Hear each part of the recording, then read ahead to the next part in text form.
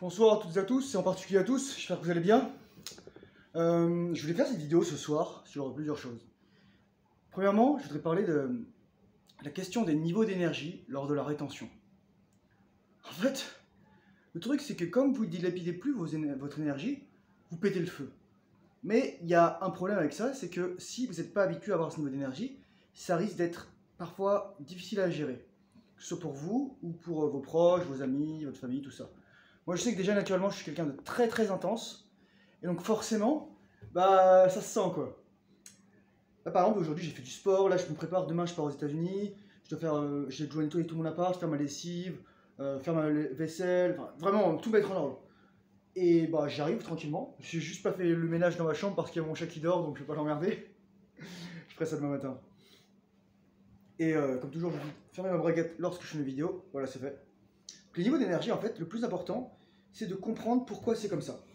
Nous, les mecs, on a la chance, on n'a pas de cycle menstruel. Je sais pas si on a de la chance, en fait. On a un fonctionnement différent. Ah, ma lampe, elle commence à être fatiguée, je crois. On a un fonctionnement différent et on n'a pas de cycle menstruel. Mais en revanche, on peut perdre notre énergie si on éjacule à tout va. Mais lorsqu'on commence à retenir, lorsqu'on commence vraiment à accumuler de l'énergie, ça change, en fait. Vous vous devenez aussi énergétique qu'une femme, voire plus. Parce que vous devenez aussi énergétique qu'une femme hors de son cycle, et vous devenez plus énergique qu'une femme en bout du compte, quoi. Parce que vous dépassez ça, en fait. Les femmes, ça fait ça, et nous, les mecs, ça peut faire, chaque fois qu'on éjacule, ça descend. Donc ça fait ça, les femmes, et nous, au bout d'un moment, ça peut faire ça. Donc c'est-à-dire, on dépasse. Et ça a des conséquences dans le sens où, là, j'ai discuté avec une amie, et elle me dit, ah, je suis en burn-out. Mais c'est normal, en fait. On demande aux femmes de faire le même boulot que les hommes. Et j'avais fait une vidéo là-dessus, lorsque les hommes prennent la place des femmes et les femmes prennent la place des hommes, c'est le bordel. Et il ne faut pas demander aux femmes de faire le boulot des hommes et vice-versa. Je pense notamment aux métiers militaires, je pense aux métiers de pompiers, je pense aux métiers... Tous les métiers physiques en fait. Tous les métiers qui demandent à la fois de la solidité physique mais aussi mentale. Parce qu'il n'y a rien de plus instable pour un groupe d'hommes qu'une femme dans le groupe. Et ça, c'est important à le dire, quoi. Enfin, je veux dire, surtout dans un cadre militaire. Pourquoi? Parce que le mec, il va se dire, oh mon Dieu, faut que j'aille la sauver. Il va mettre en péril son groupe, il va mettre en péril sa section, sa mission, sa compagnie, etc. Donc c'est pour ça que les unités de combat, c'est que des hommes. Parce que on est fait pour prendre ce fardeau, en fait. Être un homme, il y a quelqu'un qui disait que c'est une malédiction, a curse. Je crois que c'est comme ça qu'il disait, the curse of being a male. Je fais non, c'est pas une malédiction. Ça se trouve, c'est un choix de votre âme d'être un homme. Et ensuite, c'est un choix de votre conscience de l'assumer ou pas. Lorsque vous êtes incarné. Et ensuite, lorsque vous êtes sur Terre. Dans tous les cas, voilà, c'est un donné. Il y a bien sûr des dysphories de genre. Ça peut être une pathologie psychologique ou psychiatrique, etc. Mais il y a aussi le truc vraiment, la déviance où tout le monde peut être entre deux, etc. Alors ça, je ne vais pas rentrer dans le détail. Je vous conseille d'aller voir tout ce qui est les podcasts de Jordan Peterson, Michaela Peterson, etc. Ah, ma lampe s'est éteinte, je m'en doutais.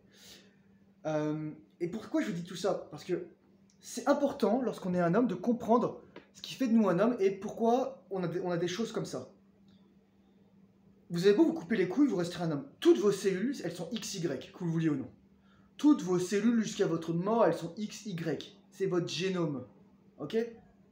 Donc c'est très important de comprendre que c'est quelque chose qu'on ne peut pas changer à la légère. Et si on veut le changer, on ne pourra jamais totalement le changer en fait. Même en coupant le concombre. Et dans l'autre sens, c'est pareil.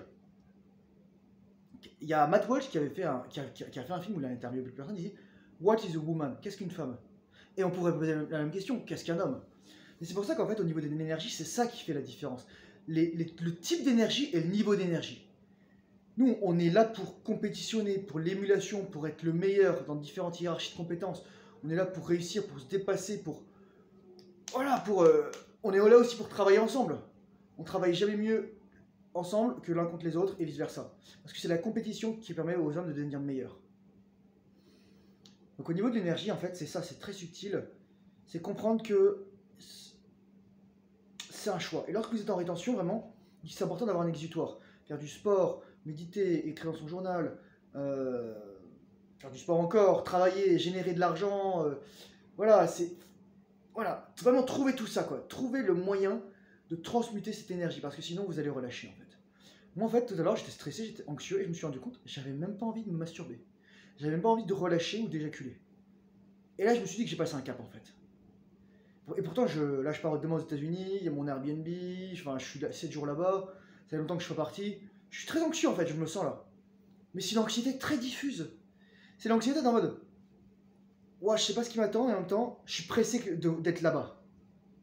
De voir ce qui m'attend, de rencontrer une nouvelle personne, parler en anglais tout le temps, d'être aux US, d'être à Atlanta, etc. Il y a une excitation, en fait.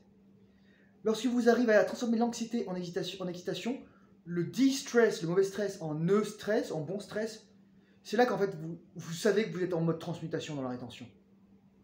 Donc sur ce, je vous souhaite une excellente soirée. Je vous dis beaucoup d'amour, de masculinité, courage, force et honneur, beaucoup de transmutation et d'intention. Prenez soin de vous, bye bye.